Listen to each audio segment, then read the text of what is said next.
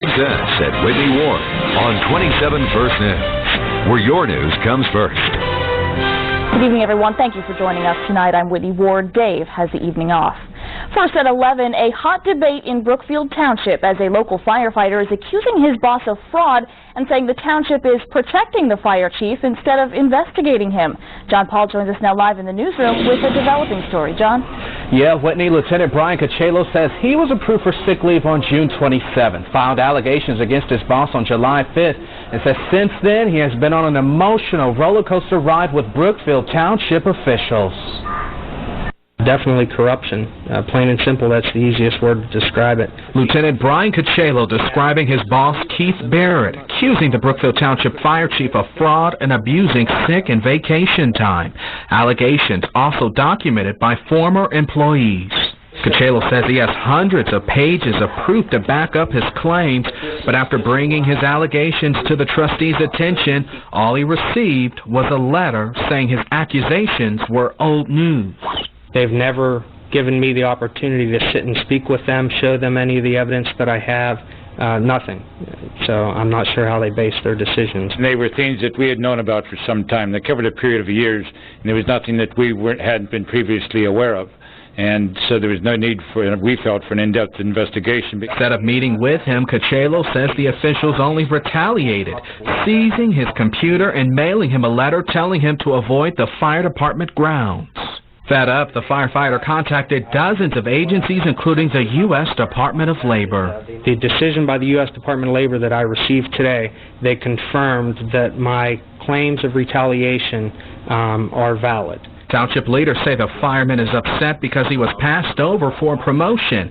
Kachaylo says the new assistant chief is far less qualified, forcing the township to foot the bill to train him, something trustee Schmidt acknowledges. He had to be updated in his paramedic training, and he's past that, and we knew that when we hired him.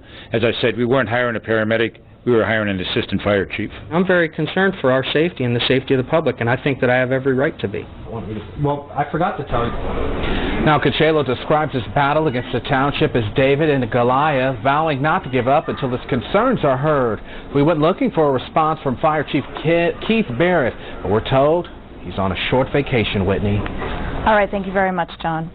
Dave says at Whitney Ward on 27 First News, where your news comes first.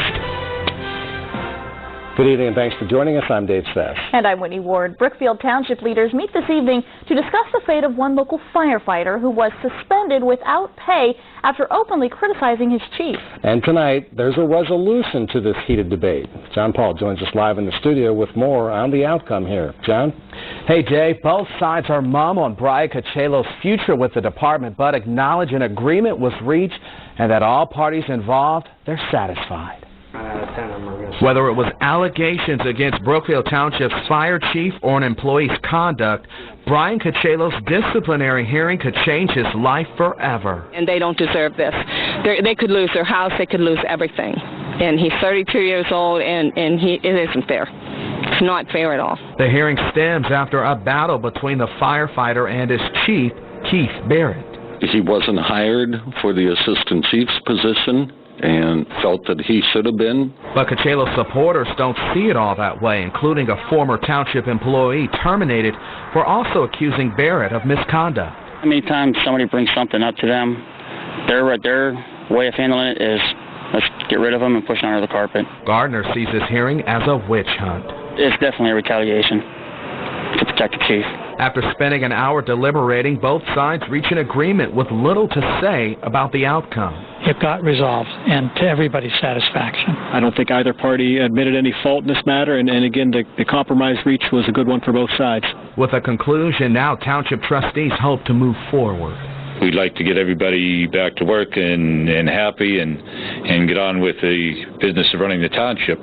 So does Kachaylo, hoping now people learn from his lesson and hold their leaders accountable. Anybody that pays taxes should be involved, but certainly Brookfield. They need to be involved. It's their community, their tax dollars, and they should ask questions and demand the answers.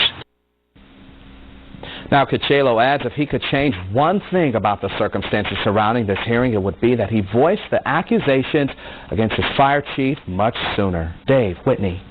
All right, thanks, John. Another